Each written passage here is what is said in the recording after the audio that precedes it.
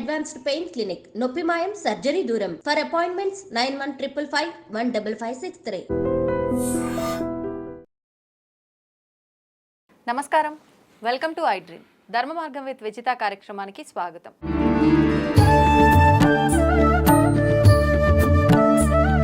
ప్రస్తుతం మనతో పాటు ఉన్నారు ప్రముఖ ఆధ్యాత్మికవేత్త, జ్యోతిష పండితులు చింతా రుక్మాంగదరావు గారు. ఇప్పుడు వారితో మాట్లాడి మరిన్ని విషయాలు తెలుసుకుందాం. మనకున్న సందేహాలన్నింటినీ కూడా నివృత్తి చేసుకునే ప్రయత్నం చేద్దాం. నమస్కారం అండి. మాతృదేవోభవ, పితృదేవోభవ, ఆచార్య దేవోభవ. అయితే ప్రతి ఒక్కరూ కూడా పొద్దున్న లేచిన దగ్గర నుంచి పడుకునే వరకు ఎవరి నోట్లో నుంచి అయినా ఒకరి నోట్లోంచి ఖచ్చితంగా వచ్చే పదం ఏంటి అని అంటే అదృష్టం. ఇంకొకటి దానితో పాటే వెన్నంటే ఉండే పదం దురదృష్టం.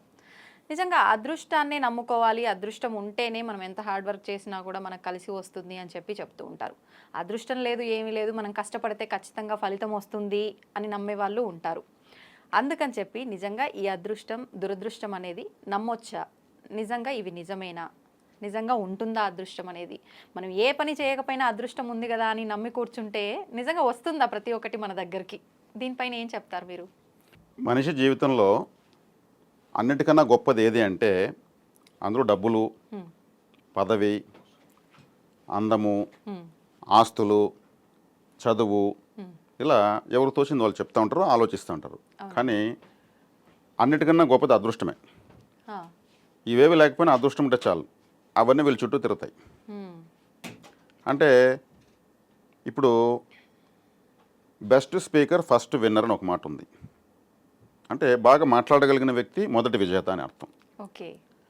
బాగా మాట్లాడగలిగిన వాళ్ళు, ఒక అందమైన స్త్రీ, ఒక విద్యావంతుడు ప్రపంచాన్ని చుట్టగలరు. ఇప్పుడు టెండూల్కర్ క్వాలిఫికేషన్ ఎంతమంది తెలుసు? ఆయన బ్యాటింగ్, ఆయన క్వాలిఫికేషన్. ఇప్పుడు ఐశ్వర్యరాయ్ క్వాలిఫికేషన్ ఎంతమంది తెలుసు? ఆమె మిస్ వరల్డ్ యూనివర్స్ ఏదో అయింది. ఆమె అందమే, ఆమె ఎక్కువ క్వాలిఫికేషన్. బాగా మాట్లాడగలిగిన వాళ్ళు అంటే ఎప్పుడు మాట్లాడతారు? వాళ్ళు మాట్లాడబోయే విషయం పైన స్పష్టమైన అవగాహన ఉన్నప్పుడే మాట్లాడతారు. అప్పుడు అందరూ ఆమోదిస్తారు. కాబట్టి ఇది అదృష్టం, వారి అదృష్టం. ఇది ఇలా పలు రకాలుగా ఇంకెన్నో విషయాలు ఉండొచ్చు. అంటే అదృష్టం అనేది గొప్పదని చెప్పడానికి 3 ఎగ్జాంపుల్ చెప్పాను. ఇప్పుడు ఈ అదృష్టము దురదృష్టము అనేవి ఖచ్చితంగా ఉన్నాయి. భగవంతుడు అందరికీ జన్మనిచ్చాడు, బతకడానికి కావాల్సిన స్వేచ్ఛ ఇచ్చాడు, అన్ని వనరులు ఇచ్చాడు. ఇది ఒక గొప్ప అదృష్టం. వీటన్నిటిని సక్రమంగా సద్వినియోగం చేసుకోలేకపోవడము ఒక పెద్ద దురదృష్టం. అంటే మన లైఫ్ ఆర్డర్లో మనం పెట్టుకోవడం లేదు. ఇప్పుడు 1, 2, 3 అన్నట్టు ఒక పుస్తకంలో ఎలాగైతే పేజెస్ ఉంటాయో మనము 50వ పేజీని ముందు పెట్టుకుంటున్నాము, 1వ పేజీని చివరికి పంపిస్తున్నాము. అంటే మన పరిస్థితులను అపరిపక్వంగా మనం కిందికి పైకి పెడుతున్నాం. అప్పుడేమవుతుంది? సీరియల్గా లేనప్పుడు ఏమవుతుంది? వాళ్ళకి సక్రమంగా ఏది జరగదు.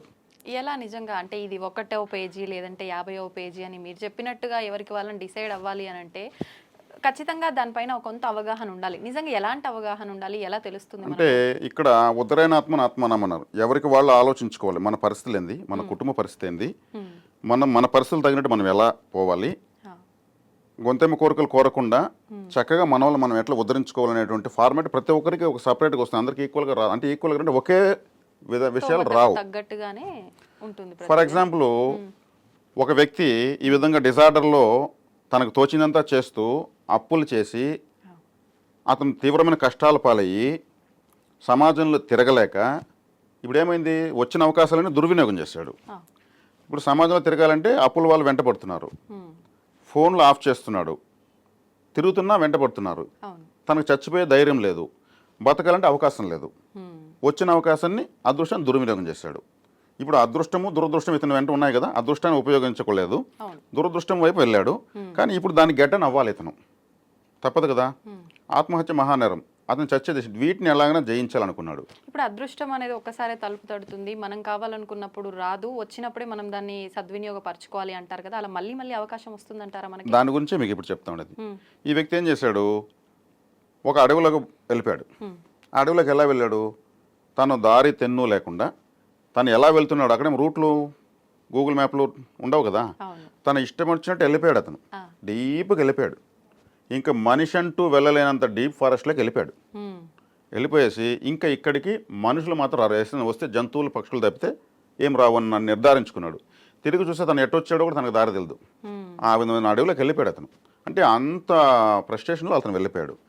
అక్కడ ఒక పెద్ద చెట్టు కనిపించింది. అక్కడ వెళ్దాం, ఇది బాగుంది, కూర్చుందాం కూర్చొని వెళ్తే అక్కడ ఒక వ్యక్తి కూర్చొని మెడిటేషన్ చేస్తున్నాడు. ఇతనికి ఆశ్చర్యం వేసింది, ఇదేంద్రా బాబు, మనిషే రాని జాగా లేకొస్తే ప్రశాంతంగా ఇక్కడ కూర్చొని చక్కగా 90 డిగ్రీస్లో వెన్నెముక పెట్టుకుని మెడిటేషన్ చేస్తూ ఒక వ్యక్తి ఉన్నాడు. ఇతనికి అతను వింతగా కనిపిస్తున్నాడు. సరే, ఇతని దగ్గర ఏదో ప్రత్యేకత ఉంది, మనము ఏదో అదృష్టాన్ని పొందబోతాము, సమస్యల నుంచి అధిగమిద్దాం అని ప్రశాంతంగా అక్కడే కూర్చున్నాడు. ఆయన కూర్చుంటే సాయంత్రానికి అతను మెల్లగా కళ్ళు తెరిచాడు. కళ్ళు తెరిచి ఇతను ఎదురుగా కనిపించాడు. అతను ఉలిక్కిపడ్డాడు.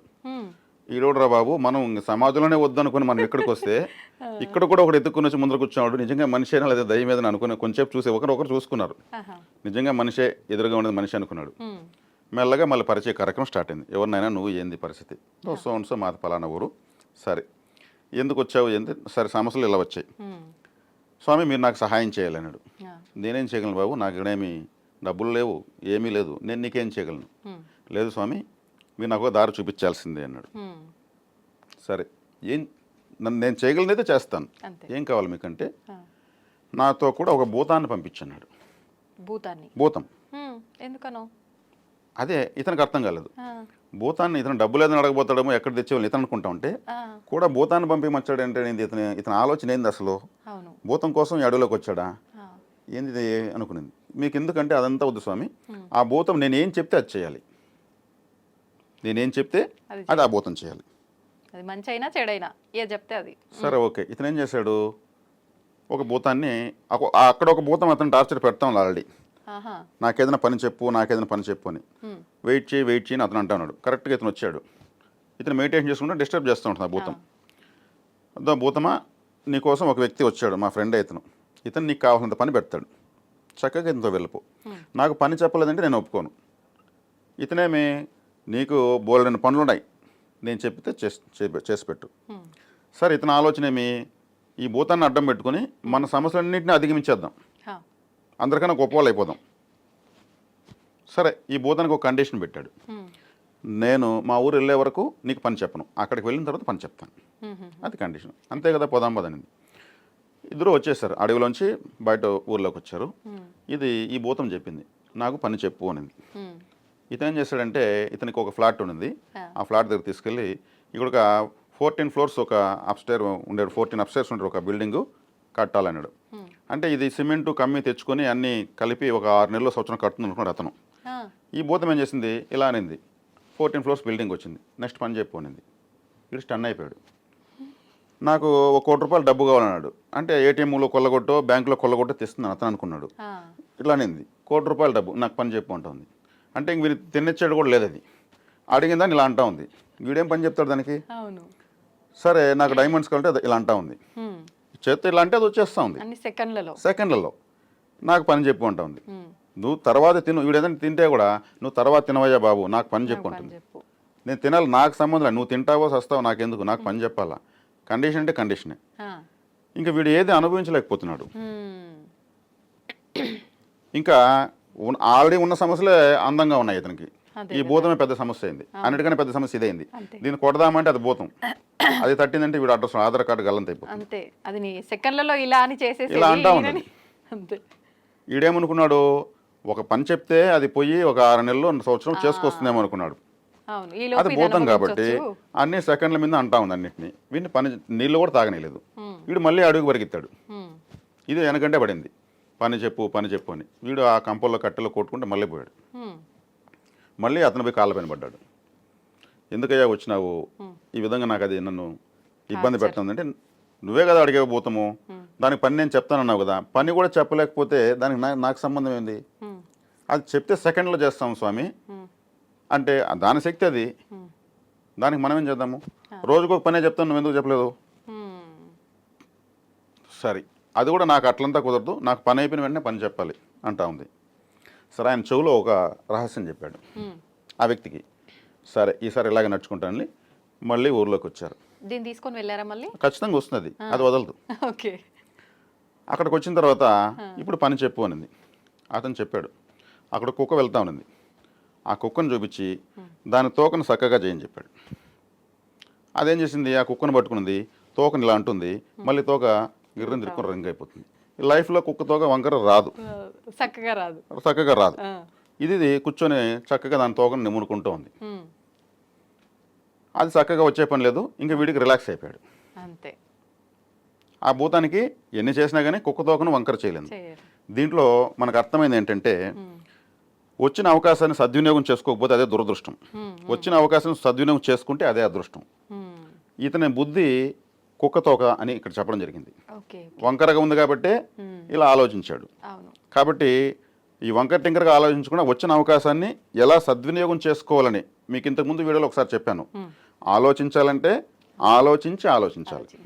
అలా అనాలోచితంగా ఆలోచిస్తే ఇట్లా అనవసరమైనటువంటి అదృష్టమే దురదృష్టంగా శత్రువుగా మారిపోతుంది. కొంతమంది డబ్బు ఎక్కువైపోయే దాన్ని ఎలా ఆపరేట్ చేయాలో తెలియకుండా అప్పుల పాలయ్యి దేశాలు విడిచేశారు. డబ్బు లేకుండా కాదు, ఉండి దాన్ని ఉపయోగించుకో ఎట్లా మనీ మేనేజ్మెంట్ ఎలా చేయాలో తెలియకుండా, అదృష్టాన్ని ఎట్లా సమన్వయం చేయాలో తెలియకుండా. ఇప్పుడు అర్థమైందా మీకు అదృష్టము దురదృష్టం ఎలా ఉంటుందో? చాలా బాగా. మనసు వంకరగా ఉన్నప్పుడు ఎంత అదృష్టం వచ్చినా అది మనం సద్వినియోగం చేసుకోలేము. కాబట్టి చక్కగా ఆలోచన విధానం చక్కగా పెట్టుకున్నప్పుడు చిన్న విషయాన్నే ఒక పెద్ద అదృష్టంగా మార్చుకోవచ్చు. ప్రతి ఒక్కరి లైఫ్లో అదృష్టం అనేది ఉంటుందంటారా? ఖచ్చితంగా ఉంటుంది మేడం. ప్రతి ఒక్కరికి నేను పుట్టడమే ఒక అదృష్టం అని చెప్పాను. వాళ్ళకు వచ్చిన పరిస్థితులను వాళ్ళు ఒక చార్ట్ వేసుకుని దాని ప్రకారం దాన్ని కానీ వాళ్ళు అడుగులు వేసుకుంటూ వెళ్తే ఏ స్థాయికైనా వెళ్ళొచ్చు. కాబట్టి ఈ అదృష్టాన్ని ఎప్పుడు మనం కరిగిస్తామంటే మనకు కలిగినటువంటి అవకాశాలను అడ్డం పెట్టుకుని ఇంకొకరిని హేళన చేయడంతో ఇక్కడ ఇది కరుగుతూ ఉంటుంది. మనకు వచ్చినటువంటి అదృష్టాన్ని అడ్డం పెట్టుకొని ఇంకొకరు చూసి బాధపడాలి అనే విధంగా బిహేవ్ చేస్తూ ఉంటే ఇక్కడ అదృష్టం కరిగిపోతుంది, పెరగదు. కొద్ది రోజుల తర్వాత అందరూ అంటారు ఆడికి ఏదో వచ్చింది, ఇంకా ఊర్లో అందరినీ చూసి ఫోజులు కొట్టాడు, 6 నెలలకు మామూలుగా అయిపోయాడు అని అందరూ తిరిగి ఇతనికి ఎక్కడి నుంచి మొదలు పెట్టాడు అంటే ఇంకెవరో చూడాలా అంటే ఇక్కడ వచ్చేకాడికి ప్రకృతి ఇవ్వలేనంత డబ్బుని ఎవరు అడగలేరు. ఈ ప్రకృతి ఇవ్వలేనంత డబ్బు ఎవరు అడగలేరు. ఈ ఖగోళంలో ఉన్న సూర్యగ్రహము యొక్క పరిస్థితే ఇలా ఉంటుంది అంతే. దాని యొక్క పరిస్థితి, దాని ప్లేస్మెంట్, సూర్యుడి యొక్క పరిస్థితి అలా ఉంది. సౌరమండలంలో గ్రహాలు తిరుగుతున్నాయి. గ్రహాల్లో భూమి ఒకటి, ఆ భూమిలో ప్రపంచం ఉంది.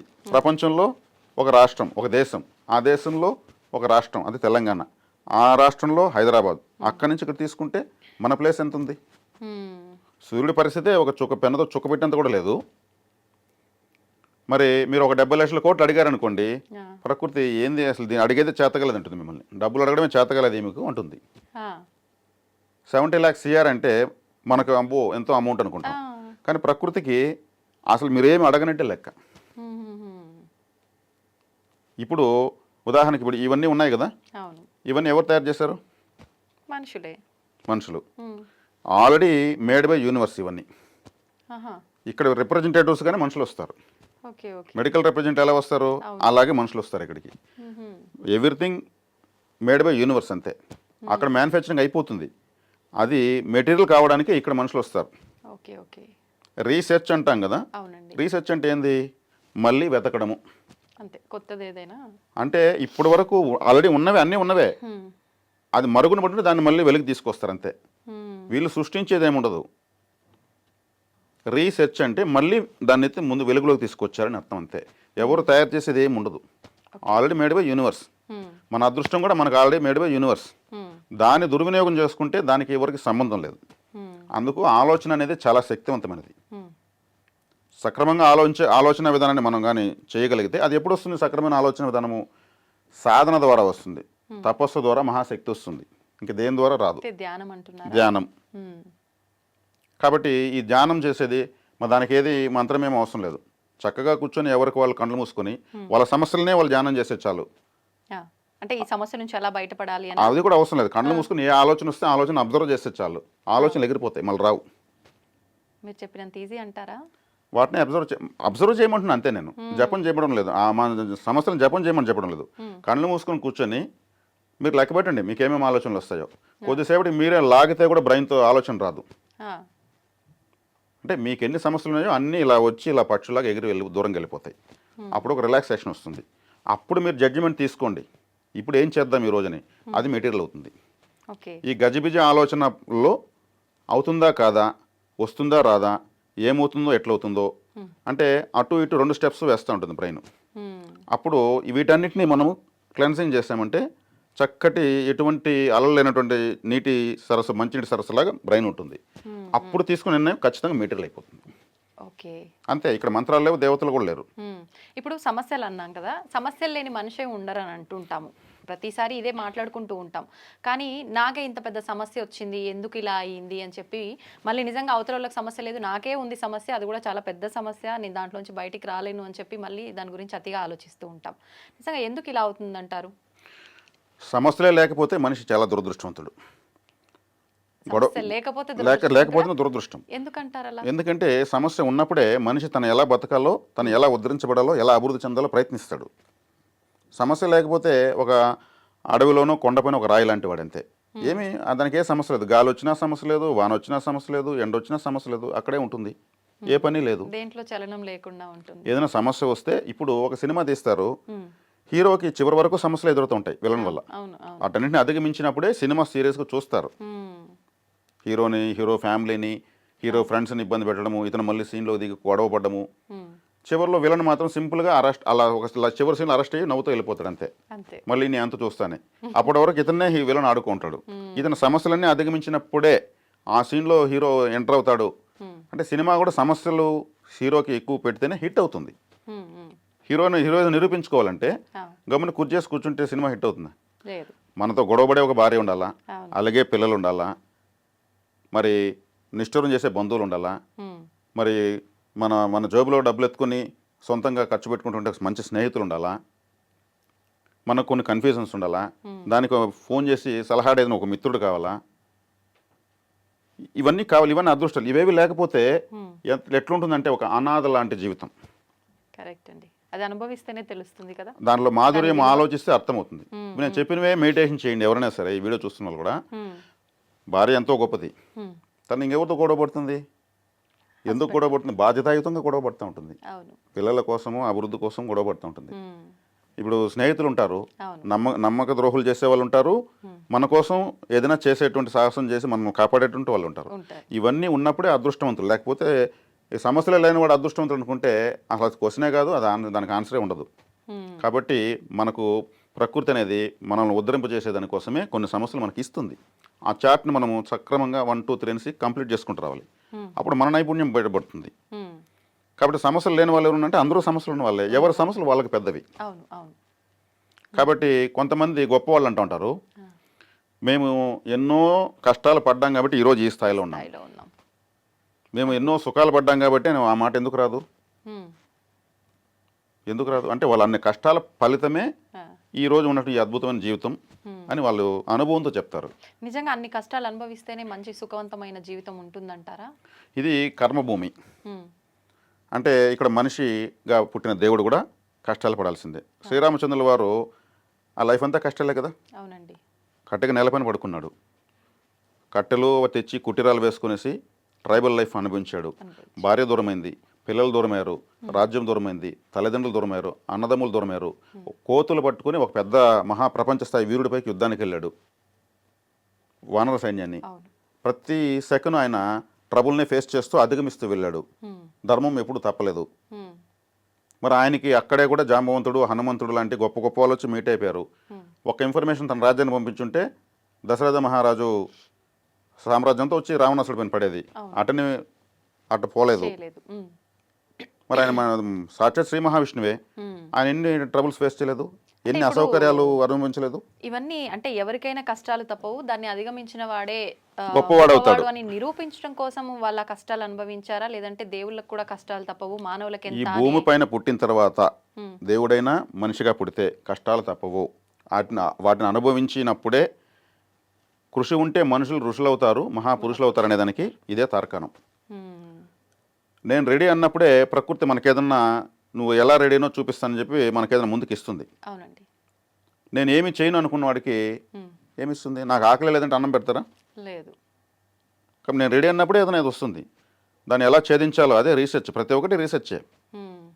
అదే పాండవులు ఉన్నారు, పాండవులు మరి వాళ్ళు ఏకచక్రపురంలో మారువేషాల్లో ఆకలిని ఎవరు జయించలేరు.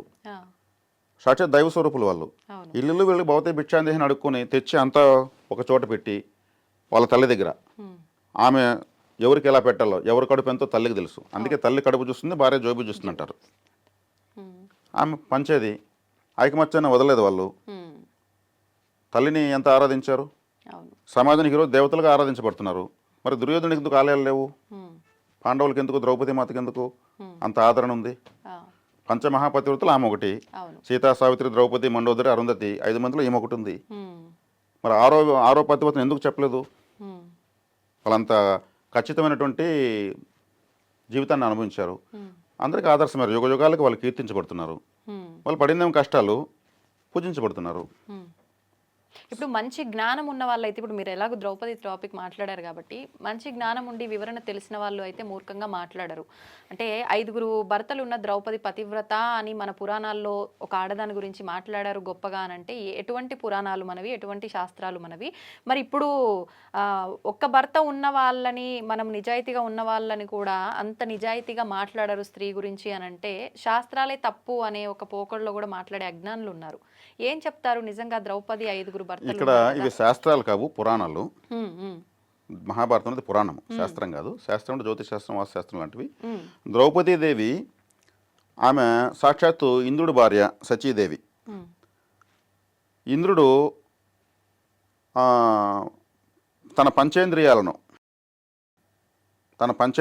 5 వ్యక్తులుగా పాండవులు వచ్చారు. ఇప్పుడు సచీదేవిగా ద్రౌపదీదేవి జన్మెత్తింది. మరి తన భర్తను తను పొందాలి. తన భర్తను తను పొందినప్పుడు ఇక్కడ మనకు పంచభూతాలుగా తన భర్తను తను పొందింది. అర్థమైందా? ఆమె ఎవరోగా సచీదేవి. పురాణంలో వెనక్కి మనకు మదర్ డాక్యుమెంట్స్ వెనక్కి తీసుకుంటూ వెళ్తే సచీదేవి. ఆమె ఒక జన్మలో భర్తకు, ఒక ఋషి భార్య ఆమె, ఆ భర్తకు చేసినటువంటి సేవకు, ఆయన ఒక కుష్ఠరోగి, ఆమె ఎంతో నియమ నిబద్ధలతో 3 జన్మలు ఆమె ఏ విధమైనటువంటి మానసిక దోషం లేకుండా ఎంతో క్రమశిక్షణతో భర్తకు సేవ చేసింది. కానీ స్త్రీగా తను పొందవలసినటువంటి ఏ విధమైన సౌఖ్యాన్ని పొందలేదు, ఎటువంటి వ్యామోహానికి గురి కాలేదు.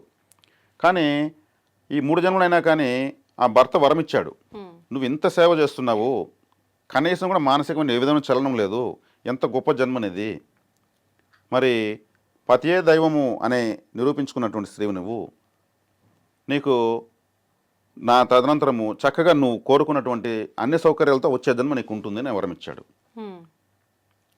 తర్వాత జన్మలో కూడా అదే విధమైనటువంటి పతి సేవలో ఉంటే పరమశివుడు ప్రత్యక్షమవుతాడు. అప్పుడు పరమశివుడు ఏం కావాలంటే ఆమె ఆక్రందనతో భర్త భర్త భర్త అని 5 సార్లు ఆమె అడిగింది. ఒక మాటని 5 సార్లు చెప్పింది. ఆమె చెప్పింది భర్తనే అడిగింది, కానీ శివుడే వచ్చాడు ఎదురుగా. అది 5 సార్లు చెప్పింది, నాకు భర్త కావాలని 5 మాటలు ఆయన ఆక్రందించింది. కాబట్టి మీకు 5 భర్తలు వస్తారు అని చెప్పాడు ఆయన. ఆ 5 కూడా పంచభూతాలు. ఆ 5 ఒకే వ్యక్తిగా వస్తే కూడా ఈ సృష్టిలో అది అలా కొన్ని కారణాల వల్ల అది ఒక విరుద్ధమైన శక్తి అవుతుంది. సృష్టికి విరుద్ధం అంటే అది అతీతమైన శక్తి అయిపోతుంది. ఇప్పుడు దుర్యోధనుడు కూడా టెస్ట్ ట్యూబ్ బేబీ ఆయన. Test tube baby, test tube baby. కౌరవులందరూ టెస్ట్ ట్యూబ్ బేబీలు.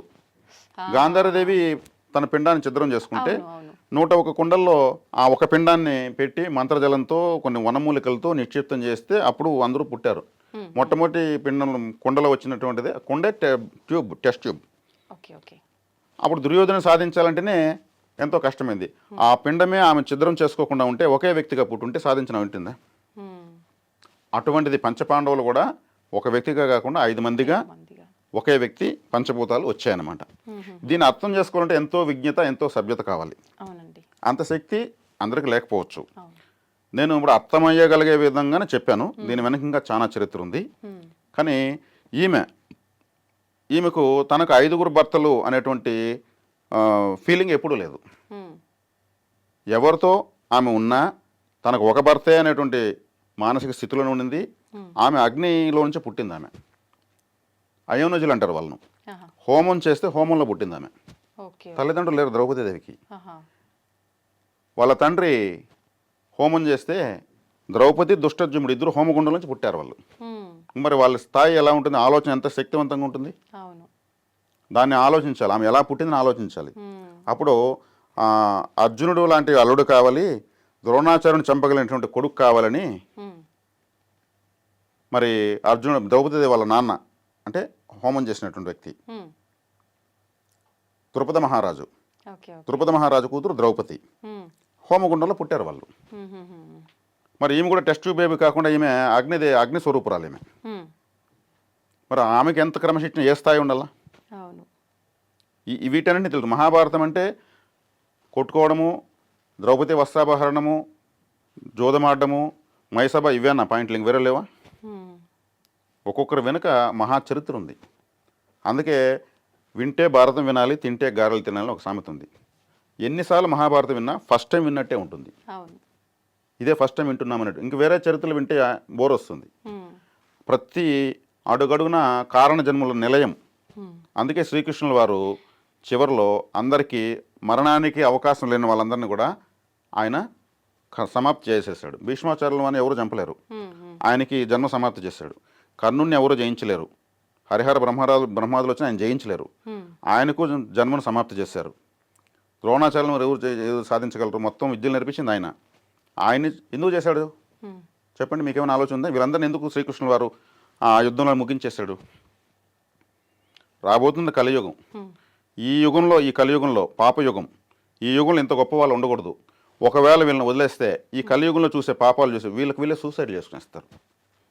అంటే పాపాలు చూసి వాళ్ళు మహాజ్ఞానులు వాళ్ళలా చేసుకోవడం కన్నా వాళ్ళ వల్ల వీళ్ళు మంచిగా మారే అవకాశం ఉంటుందేమో అని ఆలోచించవచ్చు కదా. ఆలోచించవచ్చు. కానీ ఇక్కడ వచ్చే కాడికి, కలియుగం పెట్టే కాడికి ఒక కథ ఉంది.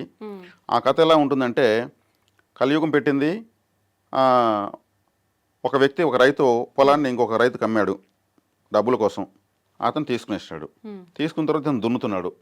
దున్నుతా ఉంటే ఒక పెట్టెలేసింది, అందులో బంగారం ఉంది.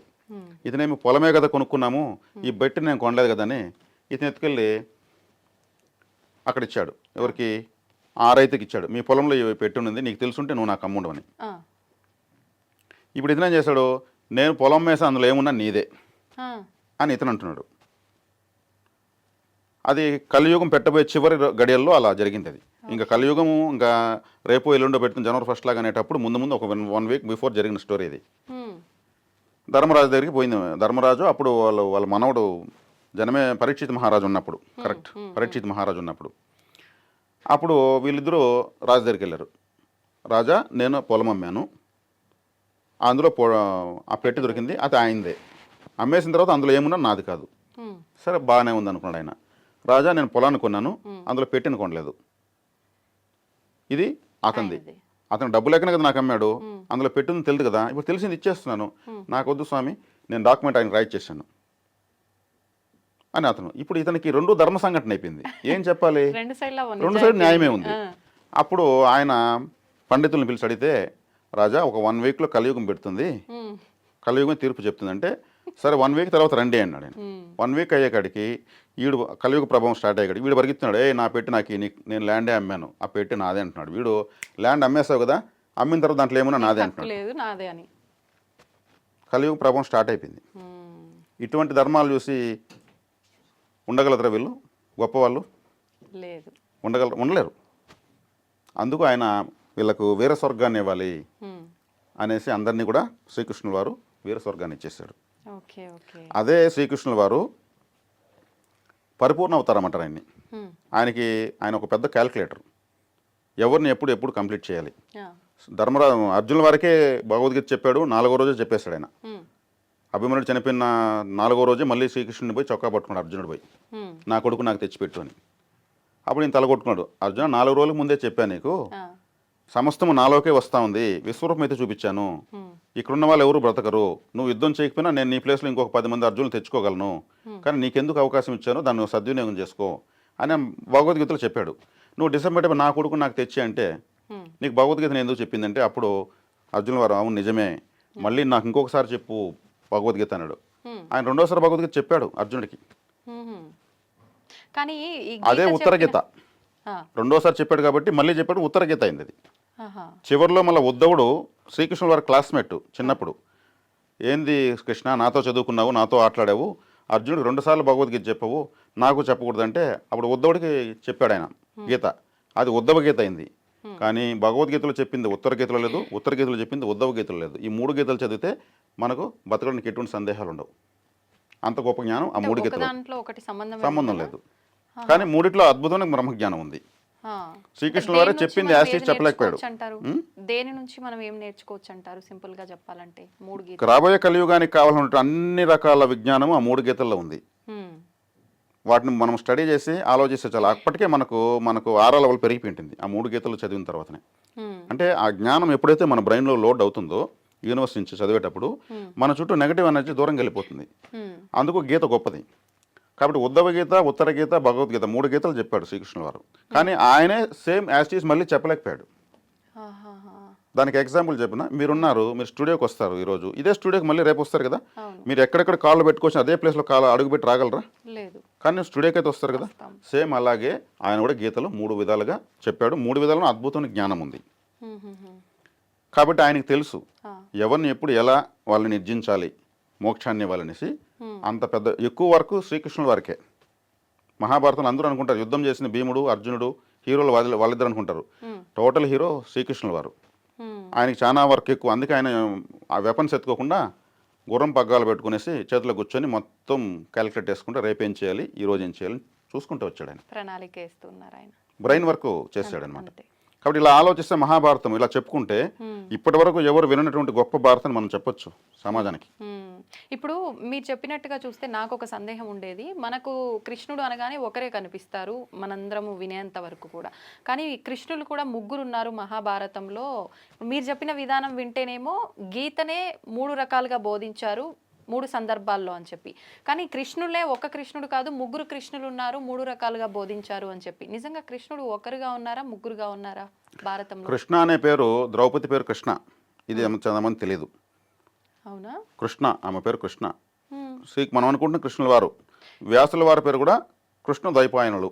ఇప్పుడు ద్రౌపది కృష్ణ అనే పేరు ఎందుకు వచ్చింది? ఆమె యజ్ఞంలోంచి పుట్టింది, ద్రుపద మహారాజు యజ్ఞం చేస్తే కాబట్టి ద్రౌపది పేరు వచ్చింది. మరి కృష్ణ అని ఎందుకు పేరు? కృష్ణ అనే పేరు ద్రౌపది మహారాజు, ఇది ఈ పాయింట్ నాకు ప్రస్తుతానికి గుర్తులేదు, కానీ ఆమె పేరు కృష్ణ ఉంది. ఓకే. ద్రౌపది మహారాజు కూతురు కాబట్టి ద్రౌపది అన్నారు. శ్రీకృష్ణుల వారు మనకందరూ తెలిసిన కృష్ణుడు. కృష్ణ ద్వైపాయనులుగా మనకు వ్యాస భగవానుల వారి పేరుంది. ఈ 3 కృష్ణులు వీళ్ళే. ఇది కాకుండా శ్రీకృష్ణుల వారే ఆయన ఒక బాడీ మెడిటేషన్ చేస్తూ ఉంటుంది. మనకు 7 బాడీ లెవెల్స్ ఉంటాయి. Physical body, mental body, spiritual body, etheric body, emotional body, cosmic body, ఇలా 7 బాడీ లెవెల్స్ ఉంటాయి. మనకు 7 బాడీ లెవెల్స్ ఉంటాయి. దీంట్లో ఆయన ఒక బాడీలో స్పిరిచువల్ బాడీలో మెడిటేషన్లో ఉంటాడు. మిగిలిన 6 మందిని బయట వచ్చి పని చేయగలరు. ఆయన ఒక పెద్ద హిప్నాటిస్ట్. అప్పట్లో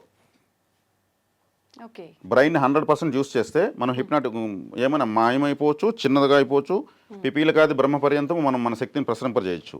వివేకానంద స్వామి వారు 2% మాత్రమే. వివేకానంద స్వామి, ఐన్స్టీన్ లాంటి వాళ్ళు 2% బ్రెయిన్ యూస్ చేశారు. 98% వాళ్ళు బ్రెయిన్ యూస్ చేయలేకపోయినారు.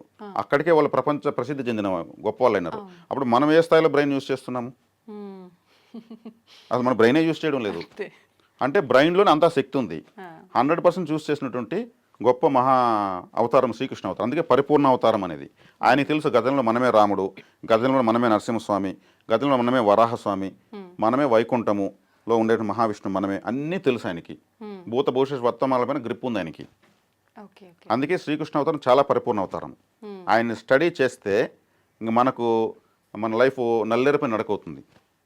అంటే చాలా సాఫీగా ఉంటుంది. ఈ భూలోకం పైన ఇంకో భూలోకాన్ని చూడగలుగుతాం, అంత నాలెడ్జ్ వస్తుంది.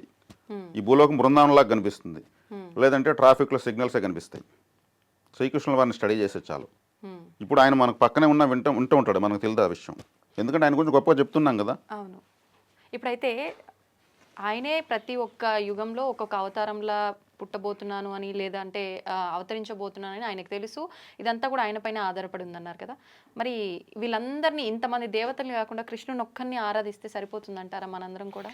ఇక్కడ వచ్చేకాడికి ఏకం సత్ విప్ర బహుదా వదంతి అని ఉంది. సత్యం ఒకటే, ఏకం సత్ సత్యం ఒకటే.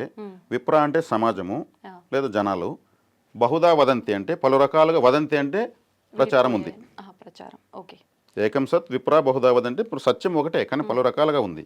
అదే ఇప్పుడు క్రిస్టియన్ మతం ఉంది, ముస్లిం మతం ఉంది, హిందూ మతం ఉంది, జైన మతం ఉంది, బౌద్ధ మతం ఉంది, మరి పార్సీలు ఉన్నారు, మతము అంటే అభిప్రాయం అని అంతే, ఇంకేం మీనింగ్ ఇంతకు మించి ఏం లేదు. ఆ, వాళ్ళకు నచ్చిన విధంగా వాళ్ళు ఆ అభిప్రాయంతో వాళ్ళు బతుకుతున్నారు అంతే. కానీ సత్యం ఒకటి, అక్కడ వాళ్ళు కూడా దేవుణ్ణి మళ్ళీ పూజిస్తాడు. ఇది ఉమ్, అందరూ పూజించేదంతా దేవుణ్ణే, సత్యాన్నే. సత్యం అయితే ఒకటే కానీ పలు రకాలుగా ఉంది. Okay okay. ఉమ్, ఇప్పుడు ఒక యాపిల్ కాయ ఉంటుంది, అవును. మీరు కొరుక్కొని తింటారు, నేను కోసుకొని తింటాను, అతను జ్యూస్ చేసుకొని తింటాడు, ఇంకొక అతను పగలగొట్టుకొని తినేది యాపిల్నే. అంతే అంతే. ఉమ్, అది వాళ్ళ మతం, వాళ్ళ అభిప్రాయం. తినే విధానంలో మార్పులు కానీ తినే పండు అట్లా భగవంతుడిని ఆరాధించే విధానాలు వేరువేరుగా ఉంటాయి, ఉమ్, కానీ చివరికి అందరూ పూజించేది భగవంతుడిని. ఓకే. అయితే ఇప్పుడు కృష్ణుడికి అంతా తెలుసు. ఇందాక మీరు చెప్పినట్టుగా ఒక్కొక్క దాని వెనకాల ఒక్కొక్క అర్థం ఉంది. అంత మహాయోగులను అక్కడికి అంతం చేయడానికి కారణం కూడా ఏంటి అని చెప్పారు. ఇప్పుడు ద్వారకా మునిగిపోతుంటే కూడా కృష్ణుడు అక్కడ ప్రజల్ని కాపాడలేకపోయాడు, దాని నుంచి రక్షించలేకపోయాడు అని చెప్పి అంటారు. అంటే ఇక్కడ రక్షించే అవకాశం ఆయన చేతిలో ఉంది, అయినా రక్షించలేకపోయాడు అని అంటే దానికి ఇంకేదైనా అర్థం ఉందంటారా? ఏంటి అర్థం? ద్వారకా అనేది శ్రీకృష్ణుల వారి నిర్యాణం తర్వాత మునిగింది, శ్రీకృష్ణుల వారు ఉండంగా మునగలేదు. అవునా? శ్రీకృష్ణుల వారి నిర్యాణం అయిన తర్వాత సముద్రుడికి ఆయన ఆదేశం ఇచ్చేశాడు, ఇక నువ్వు దీన్ని తీసుకెళ్ళి లోపలికి తీసుకెళ్ళని. అది ఒక షిప్ పైన కట్టాడు శ్రీకృష్ణుల వారు. యాక్చువల్గా ద్వారకా నగరమే ఒక షిప్పు, సముద్రంలో ఒక పెద్ద షిప్ పైన నీటిలో మునగకుండా నిర్మించిన ఒక నిర్మాణం విశ్వకర్మ చేత. జరాసంధుడుతో 17 సార్లు యుద్ధం వస్తే 17 సార్లు యుద్ధం చేస్తూ ఉంటే ఈయన చివరగా ద్వారకలో అక్కడ వచ్చి ద్వారకా నగరాన్ని సముద్రంపై నిర్మించాడు. అంటే జరాసంధుడు నీటి వద్దకు వచ్చి యుద్ధం చేయలేడు, అందువల్ల అతను బలహీనతను గుర్తించి ఇక్కడ నిర్మించడం జరిగింది. ఇక కలియుగ సమాప్తి అవుతా ఉంది, కలియుగం ప్రారంభమవుతోంది, యుగ సమాప్తి అవుతోంది. ఈ నగరము ఉండడానికి సముద్ర గర్భంలోకి వెళ్ళాలని శ్రీకృష్ణుడి యొక్క ఆదేశాల మేరకే దాన్ని సముద్రుడు వచ్చి తీసుకెళ్ళాడు. కాబట్టి అది కూలిపోతుంది, కృష్ణుడు కాపాడలేకపోయినాడంటే యుగ సమాప్తి అయినప్పుడు కొన్ని ప్రళయాలు వచ్చేది సహజం. వాటిలో భాగంగా ద్వారకను శ్రీకృష్ణుల వారి ఆదేశాల మేరకు అది లోపలికి వెళ్ళింది. అప్పట్లో ఆయన వీసా పాస్పోర్ట్ సిస్టమ్ కూడా పెట్టుండేవాడు అని కూడా ఉంది.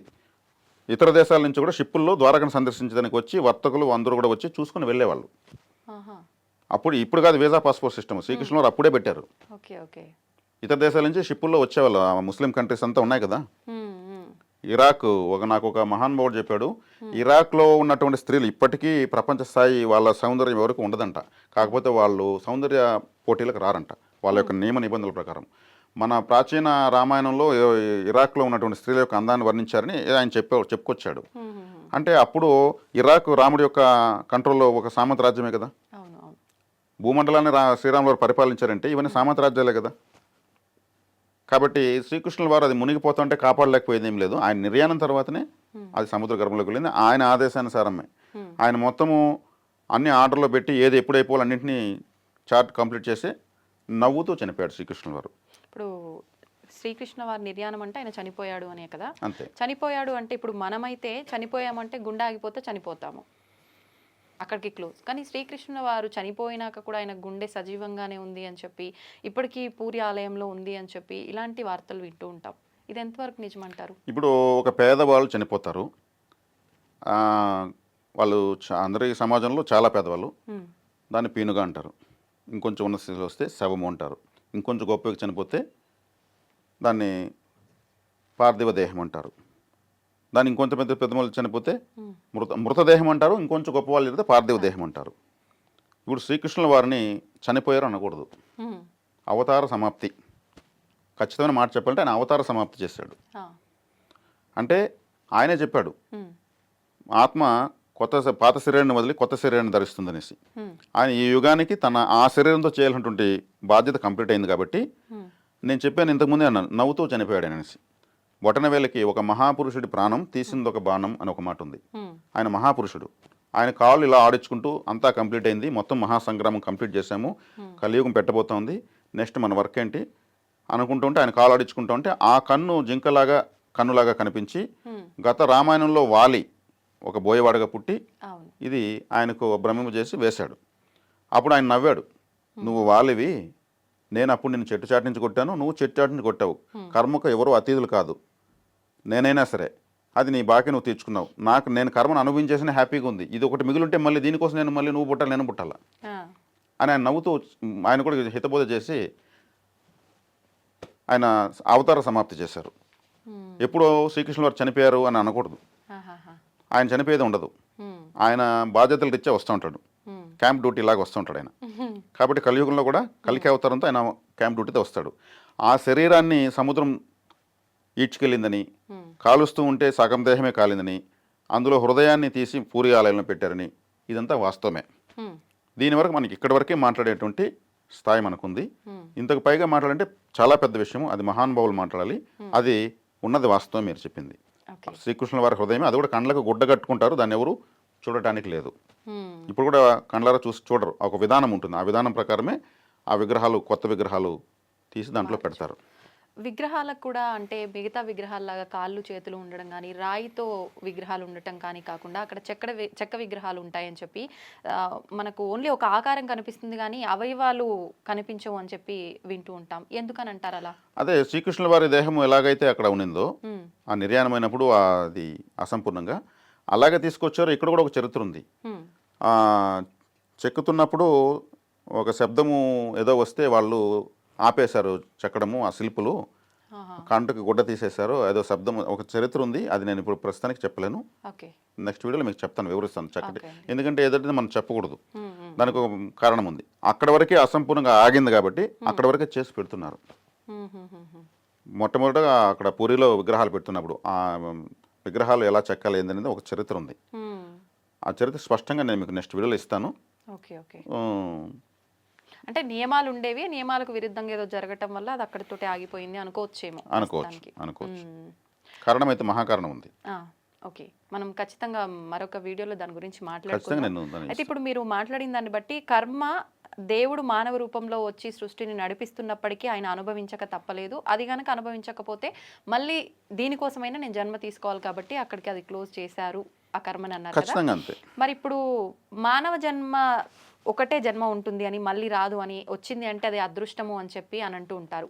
ఈ జన్మలో ఇప్పుడు నాకున్న పాపపు కర్మే కానీ అది పుణ్యకర్మే కానీ నేను తీర్చుకోలేకపోయానే అనుకోండి, మరి నేను మళ్ళీ మానవ జన్మగా పుడితేనే కదా నేను అవన్నీ తీర్చుకోగలుగుతాను. అలా సాధ్యం పడుతుందంటారా? సాధ్యపడేది కాదు. ప్రకృతి ఆటోమేటిక్గా మీకు ఇంకో శరీరాన్ని, తల్లిదండ్రులను, సమాజాన్ని, కుటుంబాన్ని ప్రసాదించేస్తుంది. మళ్ళీ కర్మను అనుభవించాలి కదా.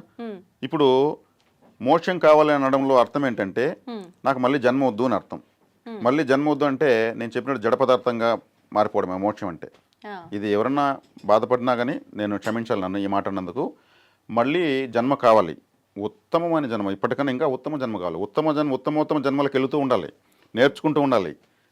ఈ మహా విశ్వాన్ని గురించి మనం తెలుసుకుంటూనే ఉండాలి. ఒక జన్మతో పూర్తి కాదు ఇది, ఈ విజ్ఞానం అనంతమైనది. కాబట్టి మీతో గత వీడియోలో ఉన్నాను నేను ఏమని, అర్థమైంది సిద్ధాంతము, అర్థం కానిది వేదాంతము, అర్థం అయ్యి కాకుండా ఉండేది రాద్ధాంతమని. మనము ఈ విశ్వం గురించి ఎంత పరిశోధిస్తే ఎన్ని జన్మలు కావాలంటే అన్ని జన్మలు కావాల్సి వస్తుంది మనకు. ఒకసారి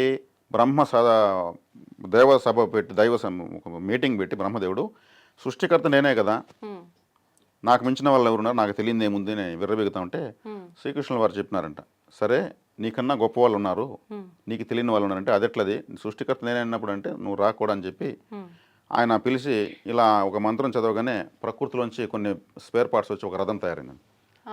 బ్రహ్మదేవుడికి ఇది ఇప్పుడు నేను చేశాను, నాకు తెలియకుండా ఇది ఎప్పుడు తయారైంది అనుకున్నాడంట. సరే ఆశ్చర్యంగా స్టార్టింగ్ ఆశ్చర్యమైంది.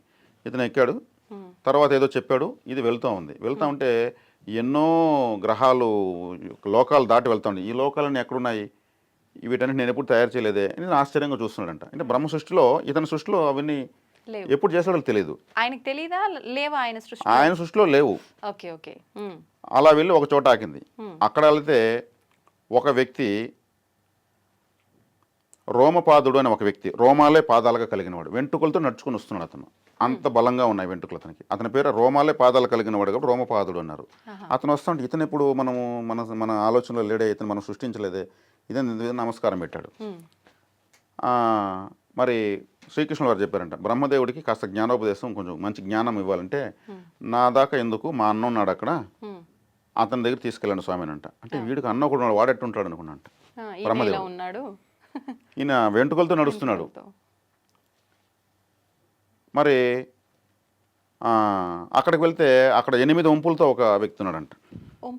8 రకాలుగా తన శరీరం వంగి, అష్టావక్రుడు అంటారు ఆయన్ని. 8 రకాల వంగి ఉన్నాడు కాబట్టి ఆయన ఒంటికాలపైన జపం చేస్తున్నాడు. శ్రీకృష్ణుల వారాగానే నమో నారాయణయ్య అని వచ్చాడు అనమాట. ఇన్ని వంపులు ఉన్నాడు, ఇతనే ఇలా ఉన్నాడు, మనం ఎప్పుడు సృష్టించామనుకున్నాడంట. అప్పుడు బ్రహ్మదేవుల వారికి కాస్త మీరు జ్ఞానోపదేశం చేయండి అంటే అప్పుడు ఆయన చెప్పాడంట, అంటే ఈ అష్టావక్రుని గురించి తెలుసుకోవాలని ఆయన బ్రహ్మకు ఉత్సుకత మా తమ్ముడికి 1000 వెంట్రుకలు ఉన్నాయి, పెద్ద పెద్ద లావు వెంట్రుకలు, రోమపాదుడు అంటారు. అతను ఒక వెంట్రుక 1000 సంవత్సరాలకు ఒక వెంట్రుకలు రాలిపోతుంది. అతను ఒకసారి పుట్టి చేస్తే నాకు ఒక వంపు చక్కగా వస్తుంది అన్నాడంట. ఒక వెంట్రుక రాలిపోవాలంటే 1000 సంవత్సరాలు పడుతుంది, 1000 వెంట్రుకలు రాలంటే ఇంటూ 1000 సంవత్సరాలు. కానీ మా తమ్ముడు ఒకసారి పుట్టి చచ్చిపోతే నాకు ఒక వంపు చక్కగా వస్తుంది. 8 వంపులు చక్కగా రావాలంటే కొన్ని వేల సంవత్సరాల లక్షల సంవత్సరాలు దాన్ని బ్రెయిన్ పేలిపోతుంది ఆ లెక్క వేసేకడికి, సున్నాల వేలు. బ్రహ్మదేవుడు అప్పటికి గడగడ వణుకుతున్నాడంట. ఇది నిజమా అబద్ధమా తర్వాత విషయం. చిన్నప్పుడు బామ్మల పిల్లలకు చెప్పే కథ లాంటిది అనుకుందాం. ఇప్పుడు ఇది ఏదైనా పురాణంలో శాస్త్రంలో ఉందా? ఉంది. నేను చెప్పిన దానికి ఇది యథావిధిగా ఉండాలని ఏం లేదు. నేను కూడా చిన్నప్పుడు మీరు నన్ను అడిగినట్టే నేను మా అమ్మ దగ్గర కనుక్కున్న విషయం ఇది. ఆమె నా గురువు కాబట్టి అనంతమైనది జ్ఞానం ఈ సృష్టి. అందుకే శ్రీకృష్ణుల వారికి బ్రహ్మదేవుడు నీలాంటి బ్రహ్మలు ఎంతోమంది వచ్చి సృష్టించి వాళ్ళు గతించి తర్వాత నీకు ఇప్పుడు ఇన్ఛార్జ్ వచ్చింది, నువ్వు ఒక ఇన్ఛార్జ్ మాత్రమే, ఒక పదవి లాంటిది, అది కూడా ఒక పోస్ట్ బ్రహ్మ అనేది. ఆ పదవిలోకి నువ్వు వచ్చావు. నేనే అంత అనుకుంటే నువ్వు కానిది ఎంతో ఉంది అని చూపించడంలో పరమార్థం అది. అంటే అవును, అష్టావకుడు ఎంత గొప్ప తపస్సు ఉండాలా, రోమపాదుడు ఎంత తపస్శక్తిగా ఉండాలా. మరి ఇలా ఆలోచిస్తే మరి మనం ఏ స్థాయిలో ఆలోచిస్తున్నాం అనుకోవాలి, మనం ఏం సాధిస్తున్నాం అనుకోవాలి. చేయకముందే అంత చేశానని అహంకార పడుతూ ఉంటాం మానవులం. ఇట్లా చెప్తూ పోతే ఇది అనంతంగా పోతుంది. మీరు అడుగుతూ ఉంటే నేను చెప్తూ ఉంటే ఇది అనంతం. దీనికి ఎండింగ్ స్టార్టింగ్ ఉంటుంది, ఎండింగ్ ఉండదు. అన్ని గొప్ప విషయాలే ఉంటాయి. అది సంతోషం అండి, చాలా మంచి విషయాలు తెలియజేశారు. మనం ఎక్కడో అదృష్టం దగ్గర మొదలు పెట్టి ఎక్కడి వరకో వచ్చేసాము, అయినా కూడా చాలా మంచి ఇన్ఫర్మేషన్ అయితే మా అందరికి కూడా ఇచ్చారు. ధన్యవాదాలు.